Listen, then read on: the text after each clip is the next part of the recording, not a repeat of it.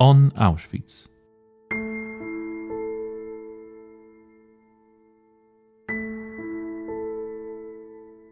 The history of Auschwitz is exceptionally complex. It combined two functions, a concentration camp and extermination center. Nazi Germany persecuted various groups of people there, and the camp complex was continually expanded and transformed. In the podcast on Auschwitz, we discuss the details of the history of the camp, as well as our contemporary memory of this important and special place.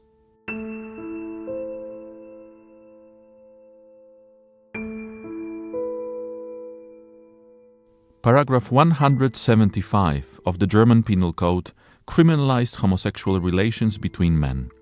One of the possible punishments was imprisonment in a concentration camp. Among the prisoners at Auschwitz there was also a small group of men sentenced for homosexuality. Dr. Agnieszka Kita, deputy head of the Auschwitz Museum Archives, speaks about the persecution of gay men, the individuals imprisoned because of their sexual orientation, and the post-war memory of their fate. When we talk about prisoners in concentration camps, including Auschwitz, who were marked with pink triangles, we must begin by placing it within a broader historical context. Why were homosexual people, and here we're talking almost exclusively about men, imprisoned in concentration camps in Nazi Germany? Prześladowania homoseksualistów nie są wymysłem Hitlera i III Rzeszy. The persecution of homosexuals was not an invention of Hitler or the Third Reich. Repression against gay men dates back to the formation of a unified Germany. In 1871, a new criminal code was introduced, and with it, paragraph 175.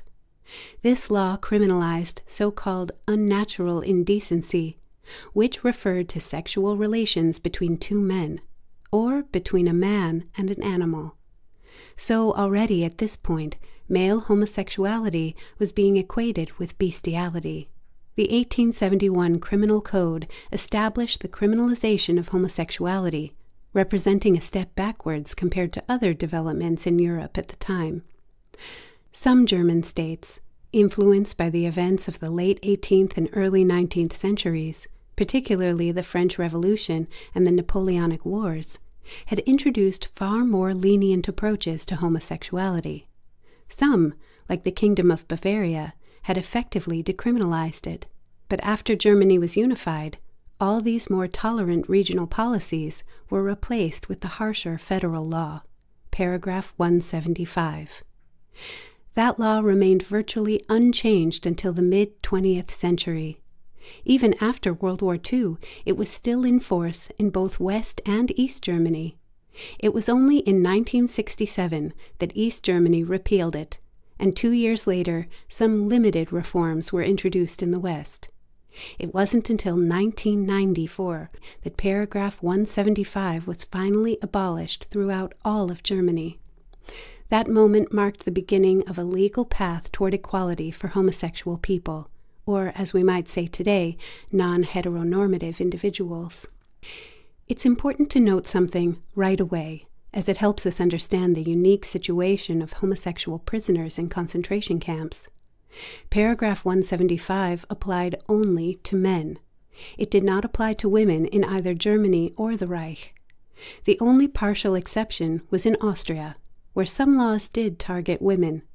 But after Austria was annexed into the so-called Greater German Reich in 1938, the law was standardized, and paragraph 175 was enforced exclusively against men.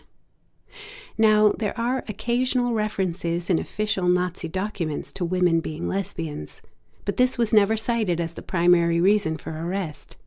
At most, it was added as a side note in their case files. For men, however, being homosexual was the reason for arrest. In the Weimar Republic, after World War I, laws were relatively liberal. Not everywhere, of course. Small towns and rural areas remained conservative, but cities like Berlin became known for their multiculturalism, their social liberalism, and for embracing bold avant-garde artists. Berlin was home to a thriving gay nightlife scene. This, in fact, later became a challenge for the Gestapo, because they had to infiltrate these clubs and monitor what was happening inside. But in the context of 1920s and early 1930s Berlin, homosexuality wasn't widely seen as shameful or criminal. Of course, that doesn't mean everyone was accepting. Conservative values remained deeply rooted in German society. Right-wing publications, such as Völkischer Beobachter, in later years, often published articles equating homosexuality with serious crime. Gay men were frequently portrayed as a threat, and anti-Semitic conspiracy theories claimed that homosexuality was a Jewish tool for corrupting the German people. Even before the First World War, a German sex researcher, Magnus Hirschfeld, who was himself both Jewish and gay, had tried to educate the public about homosexuality. He wanted people to understand it as simply a relationship between two people, and nothing to be feared or condemned. In 1897, Hirschfeld founded the Scientific Humanitarian Committee. Its main goal was public education, along with international cooperation. Conferences, publications, and meetings were organized to show that homosexuality was something ordinary, that two adults loving each other caused no harm.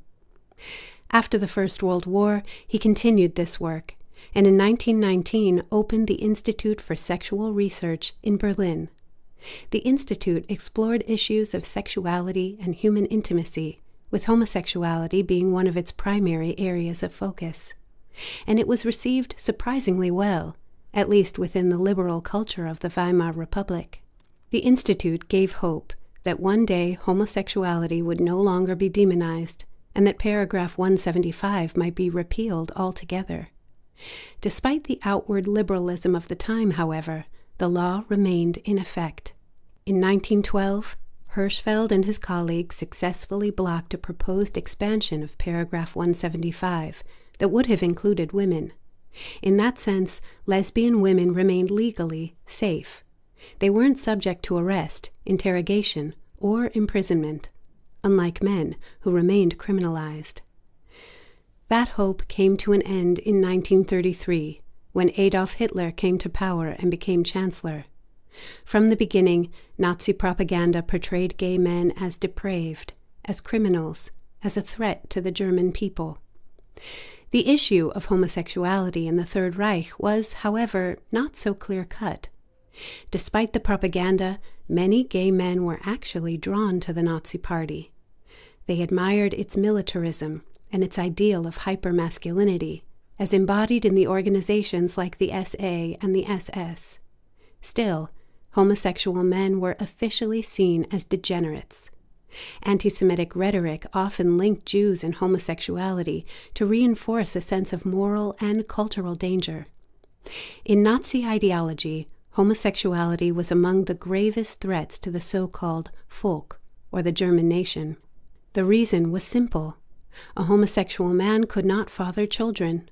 And since the creation of a so-called master race depended on increasing the birth rate, sexual relationships had to be between men and women, with the goal of producing offspring. Interestingly, leading Nazi ideologues like Hitler and Himmler didn't see female homosexuality as much of a threat. On the one hand, it was dismissed as just a phase, as typical female behavior. On the other hand, it was assumed that a proper German woman, an Aryan woman, would never be interested in such things.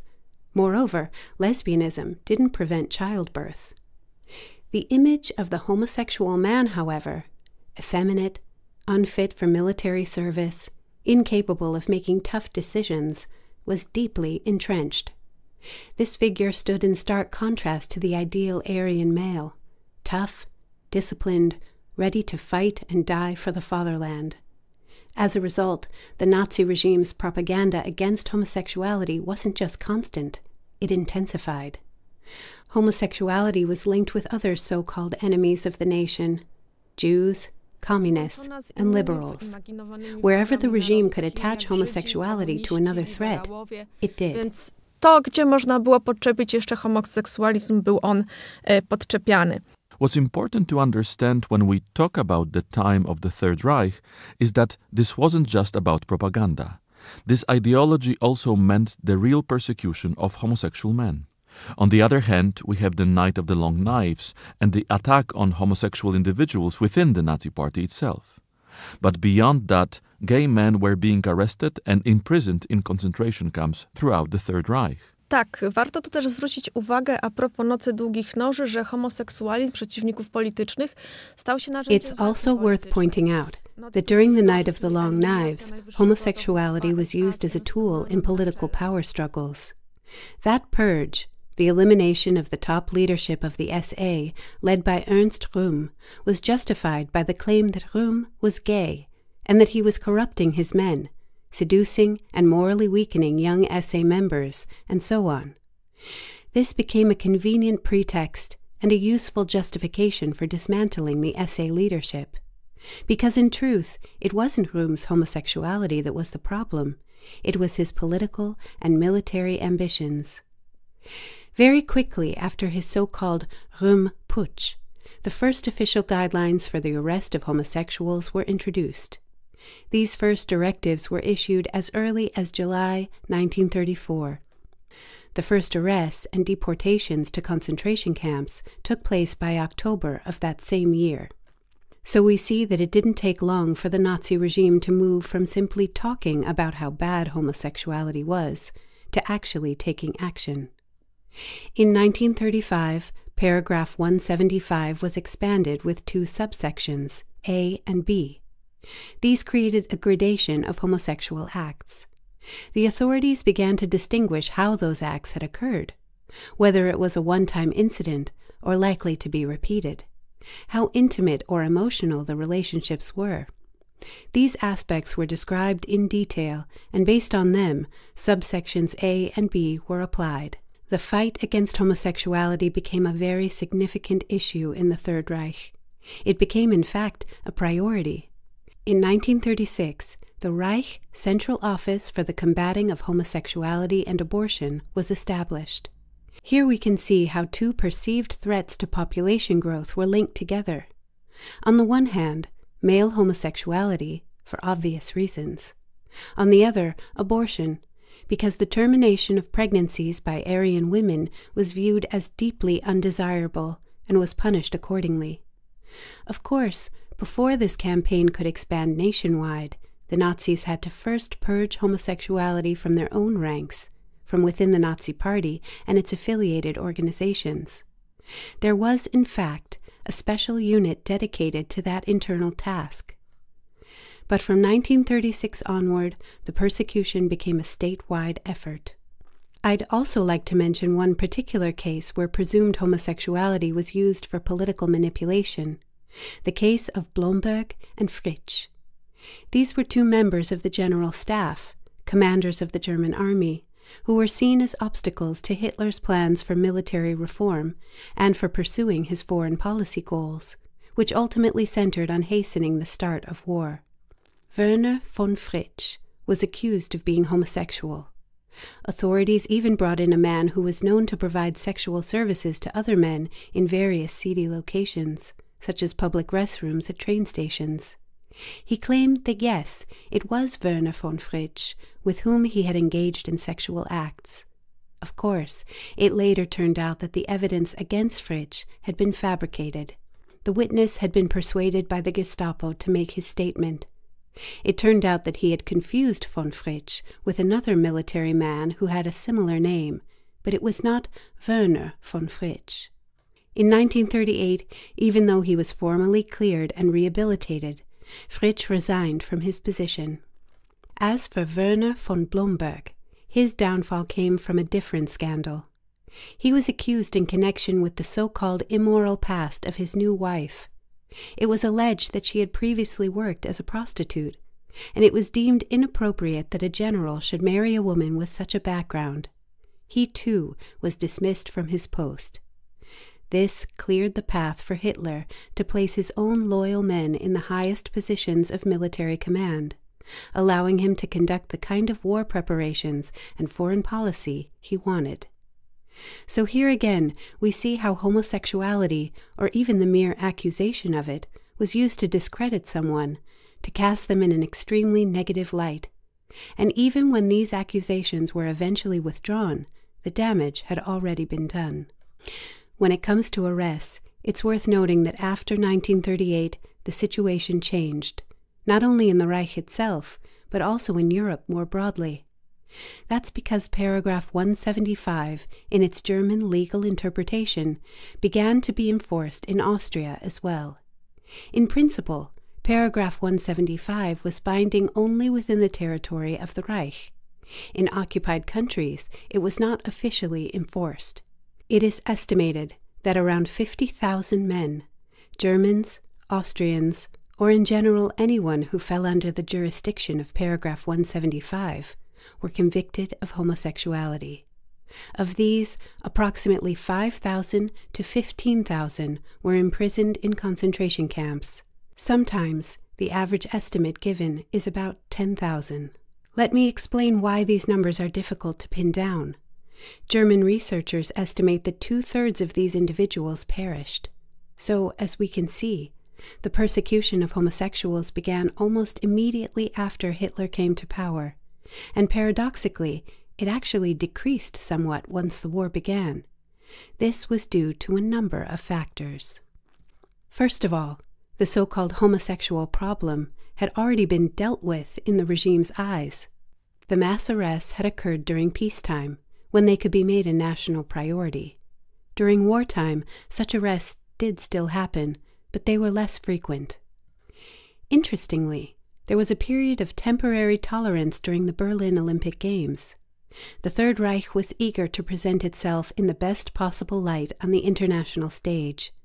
So for the duration of the Games, the persecution of homosexuals, particularly foreign visitors, was suspended. A certain number of gay clubs were reopened. For those few weeks, the repression eased and arrests declined. Of course, this lull was only temporary, made possible by the fact that a wave of arrests had already taken place before the Games and were resumed afterward. But in the eyes of the international public, Nazi Germany didn't appear as frightening as it really was. Visitors from abroad, particularly in Berlin, could feel relatively safe, at least for a short while. Którzy przyjeżdżali z zagranicy, mogli się czuć względnie bezpiecznie, chociażby w samym Berlinie. Nazi ideology was rooted in racial criteria. The situation looked different before September 1939 and after the outbreak of the war. But was the terror system focused mainly on German citizens? In other words, Aryans from the ideological point of view, or did paragraph 175 also affected other groups? Paragraf 175 wynikał jakby de facto z In fact, paragraph 175 stemmed from racial premises because homosexual relations were seen as a threat to population growth. As a result, all Aryans, Germans, Austrians, and interestingly also the Dutch, were subject to paragraph 175. In the Netherlands, the German Criminal Code was enforced, so Dutch citizens were treated the same as Germans under this law. In contrast, in occupied territories, paragraph 175 was generally not enforced. For example, in Poland or France, there were no arrests directly based on paragraph 175. If we consider that both Himmler and Hitler believed homosexuality weakened a given nation, then from their perspective it was actually desirable that Slavs and other so-called races had as many homosexuals as possible. That would mean they wouldn't reproduce, they wouldn't have children, and their nations would grow weaker and degenerate, making them easier to defeat and control. So the regime largely turned a blind eye to what was happening in the occupied countries. It's also important to point out that the Czech territories, which were incorporated into the Reich after the Munich Agreement, also came under the scope of paragraph 175. Czechs who accepted Reich citizenship were treated as Germans, so to speak.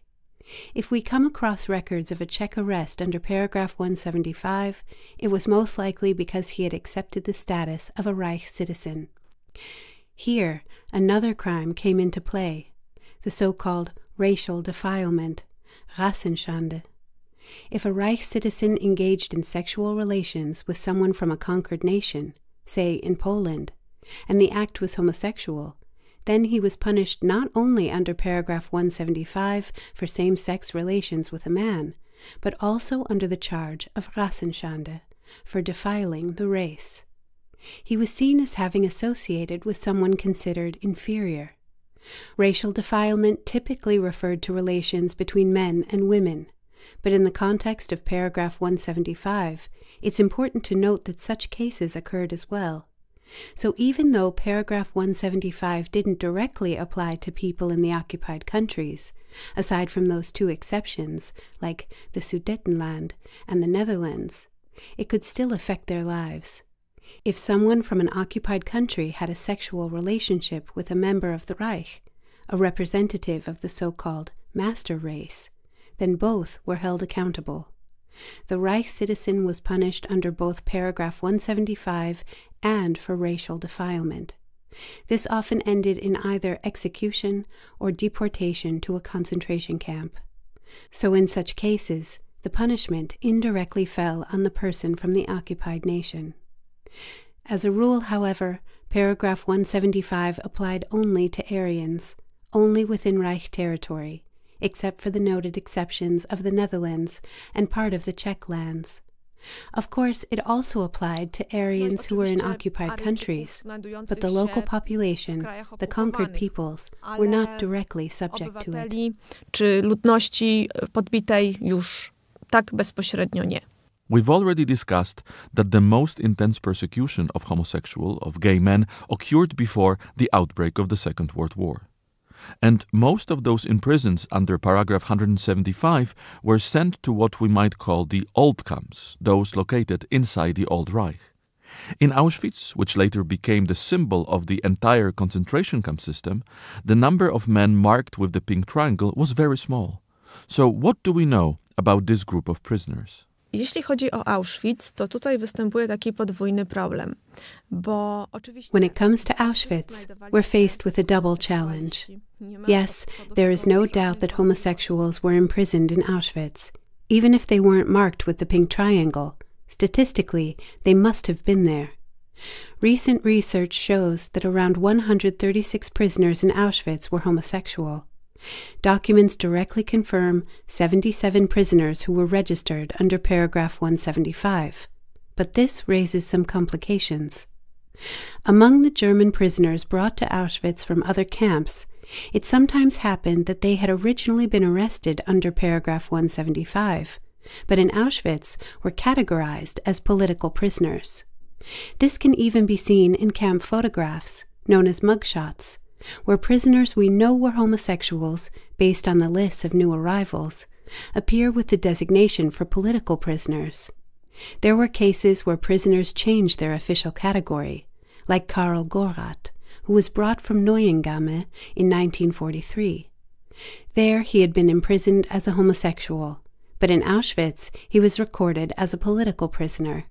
Somehow he managed to arrange for that change in designation. That's the first issue. The second is that many of the 136 homosexual prisoners I mentioned had been arrested as asocial or criminal prisoners. So their camp symbol wasn't a pink triangle, it was black or green. The real problem is that the documents in the Auschwitz archive represent only a tiny fraction of all the records that were created during the camp's operation. As a result, we are simply not able to identify every homosexual prisoner who had been sentenced under paragraph 175 and ended up in Auschwitz. It's very likely that some were overlooked, and we may never know that they were here at all. On the other hand, we can compare our records with documents from other camps, especially camps inside the Old Reich. Among the 77 confirmed paragraph 175 prisoners registered in Auschwitz, 76 were Germans. So we can assume that those marked with the pink triangle in Auschwitz were Germans from the Old Reich, perhaps Germans or Austrians, possibly Dutch or Czech. But as I mentioned, some of them may have been marked differently. And then there's the issue of Polish prisoners. As I said before, paragraph 175 did not apply to Polish citizens. But that doesn't mean there were no homosexual Poles in the camp. Of course there were. but they were registered as political prisoners because that was the standard category applied. The vast majority of Polish inmates were recorded as political prisoners. It was rare for them to be labeled as criminal or asocial. There are no known Polish prisoners in Auschwitz who are marked with the pink triangle. So when we speak about Auschwitz, we can say that the number of these prisoners was very small, especially in comparison to other camps. For instance, resistance data from January 20th, 1944 reported that among the 80,839 inmates in Auschwitz at that time, only 22 were marked with the pink triangle. When we compare Auschwitz with other camps in the Reich, we have to mention Sachsenhausen, where around 1,000 prisoners marked with the pink triangle were held at various stages in the camp's history. Given that number, it's no surprise that Sachsenhausen was sometimes called the Auschwitz of homosexuals. It served as a kind of punishment camp for them. They were usually sent to the harshest labor assignments, in the brickworks, in the penal labor commando. Due to the extremely heavy work extracting clay, the brutal abuse by capos and SS guards, executions, and many suicides, a great number of them did not survive the camp. In general, homosexual prisoners, like Jews for example, were sent to perform very hard labor. In Mittelbau Dora, during the construction of the V-1 and V-2 rockets, we also find evidence of homosexual prisoners, over 800 of them in fact, making it the second largest group of homosexual prisoners after Sachsenhausen. So, in Mittelbau Dora, also in Dachau, homosexual prisoners were held. Almost 600 such individuals have been identified in Dachau over the course of the camp's 12 years of operation, and in other camps like Buchenwald, Ravensbrück, Neuengamme, and Flossenburg, we can also find records of homosexual inmates. But if we look at the overall numbers, they still made up a very small percentage of all prisoners. Usually we're talking about less than 1% of the camp population. And if we take into account that 2/3 of that already small percentage perished, we can begin to understand how these prisoners were treated and how they were perceived. And it wasn't just the guards or capos. Fellow prisoners also often saw homosexuals as a lesser category of human being. In the camp hierarchy, they were ranked nearly on the same level as the Jews. So their situation was, without exaggeration, one of the most desperate of all. Także ich sytuacja była naprawdę nie do pozazdroszczenia. When we speak about the prisoner structure at Auschwitz and look at the camp hierarchy, we need to remember that Auschwitz was established on occupied territory and the first prisoners were Poles. That's why we often say that German prisoners, whether criminals or others, held a certain privileged position within the camp hierarchy and were more likely to be appointed as functionary prisoners. Do we know how within this slightly different camp hierarchy at Auschwitz, shaped by its unique history, prisoners marked with pink triangles were positioned? Or are there simply too few sources to outline that part of the history? To bardzo ciekawe pytanie. I od razu powiem, że wielopoziomowe, ponieważ... That's a very interesting and I would say multi-layered question. Because if we take into account that many homosexual prisoners were later registered in Auschwitz as political prisoners, then at the very beginning of the camp's existence, they would not have had access to the roles typically assigned to criminal prisoners. It's also worth noting that in prisoner memoirs, we often come across statements like, "That block elder with the green triangle was a homosexual. He used to call other prisoners to his block and exploit them sexually, or in exchange for certain privileges, they would perform sexual acts for him." But it's very important to distinguish between homosexuality and homosexual behavior. Often, it's difficult to determine from such accounts whether the prisoner in question was actually homosexual, meaning born that way, or simply someone who, after prolonged confinement and lack of access to women, sought to satisfy his sexual urges however he could. So when we hear about a functionary prisoner having same-sex relations, that doesn't necessarily mean he was homosexual.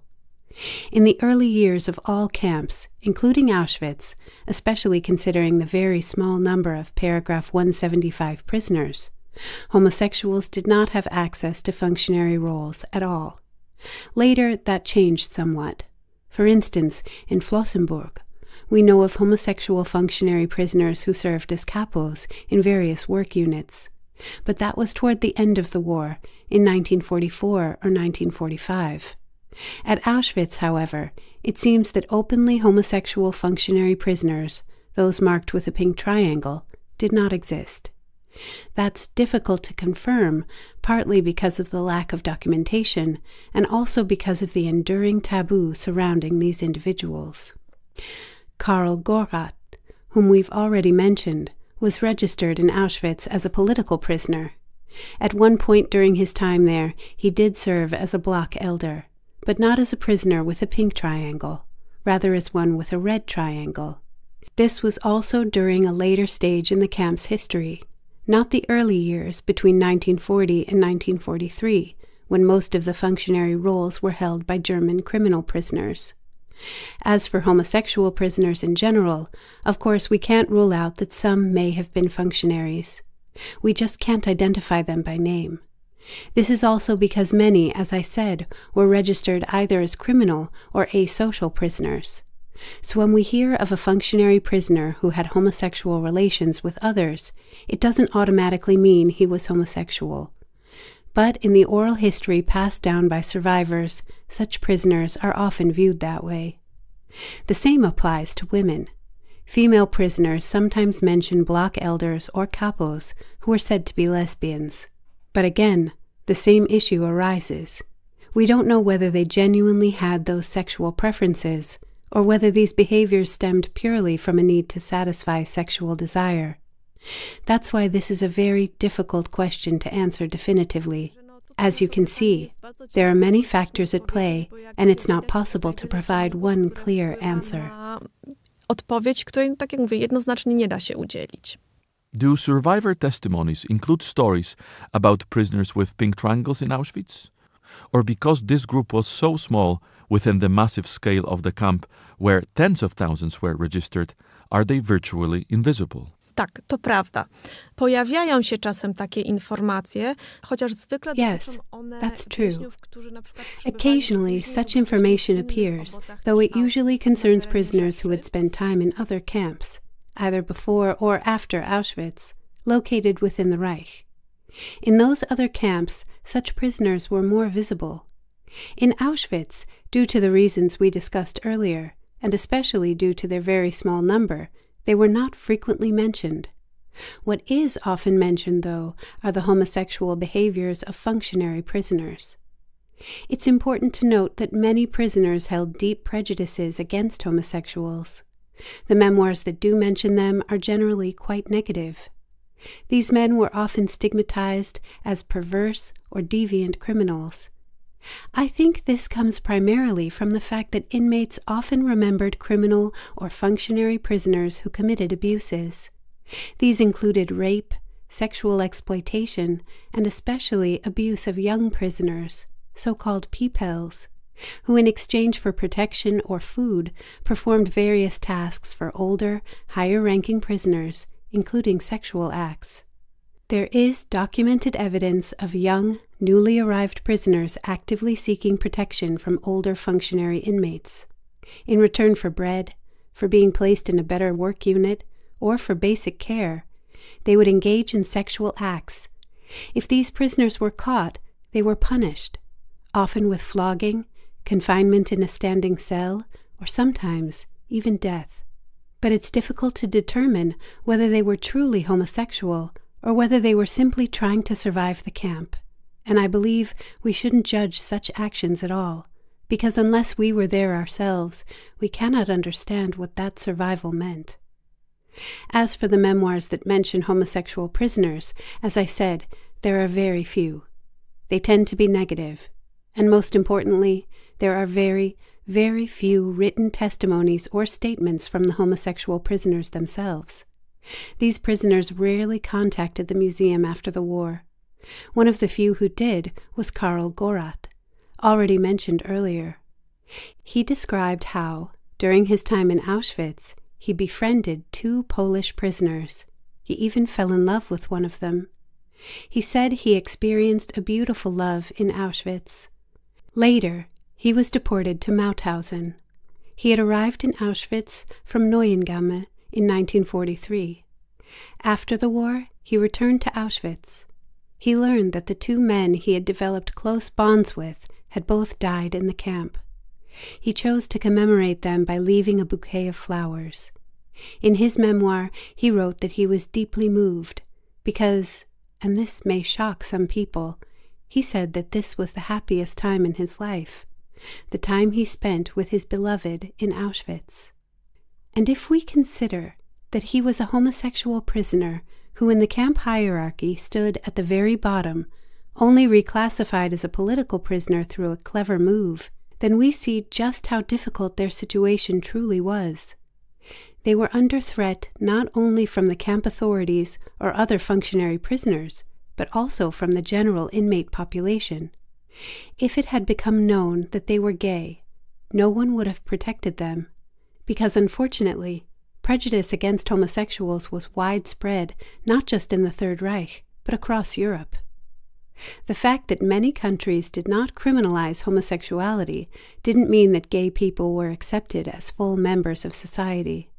They were still seen as perverse, as people doing something wrong in the dark, and not as individuals deserving of respect.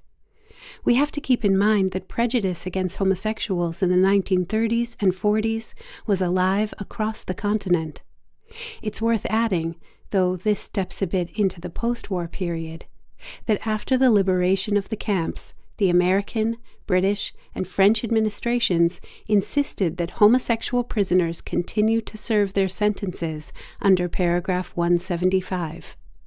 Many people who had survived concentration camps and had been marked with the pink triangle were later sent to prison. Many were forced to go into hiding. This continued until the late 1960s when, as mentioned earlier, paragraph 175 was abolished in East Germany. In West Germany, it was heavily liberalized, so to speak. But up until the end of the 1960s, no one spoke of homosexual prisoners. They were not considered victims of the concentration camps, and in some ways I feel that their suffering still hasn't been fully acknowledged. The truth is that serious research into homosexual prisoners in concentration camps only began about 30 years ago. In Germany, perhaps a little earlier, but it entered the academic mainstream only quite recently. There are few documents. The subject was long taboo. There are very few survivor testimonies. And beyond that, the shame and persecution that these people endured did not encourage them to speak, either to scholars or journalists. Very few ever broke through that wall of fear and shame to tell their stories. Studying homosexual prisoners in the camps, particularly men, not to mention women, is incredibly difficult. It requires far more time, commitment, and labor than the study of any other prisoner group. We know from the documents how many men were imprisoned in Auschwitz under paragraph 175. Does the overall mortality rate in the camps, earlier we mentioned about 60%, apply here as well? Tak, jeżeli mówimy o tych 77, o których wiemy, to 43 zginęło. Yes. Of the 77 men we know about, 43 died, 17 were transferred to other camps, and for 32, we have no further information. So they may have survived, or they may have perished. That 2/3 statistic certainly applies here in the context of Auschwitz. Now, we can ask, did they die because they were homosexual, or was it simply due to the living conditions in the camp itself? The fact that the statistics align with those from camps in the Old Reich doesn't necessarily mean they died because of their sexuality, but it doesn't rule that out either. Ale nie musi też temu zaprzeczać. We are talking here about a difficult and complex history, but it's important to speak about these persecutions, especially because of their particular nature. And perhaps also because that among the huge number of people imprisoned in the camp, they made up a very small group. So few that hardly anyone is left to tell their story. Wydaje mi się, że to jest jak najbardziej słuszne, ponieważ jeżeli mówimy o ofiarach, to... I believe it is absolutely right to do so. Because if we talk about victims, we should talk about all victims. I'm very glad I had the chance to speak here about the homosexual prisoners in Auschwitz, and not only about what they went through during the war, but also after the war. I hope that those who listen to this podcast will look at these people differently, that they will see them simply as victims of Nazism, not just as pink triangles, but as human beings who suffered under a criminal ideology. Po prostu jako na ofiary tak naprawdę zbrodniczej ideologii.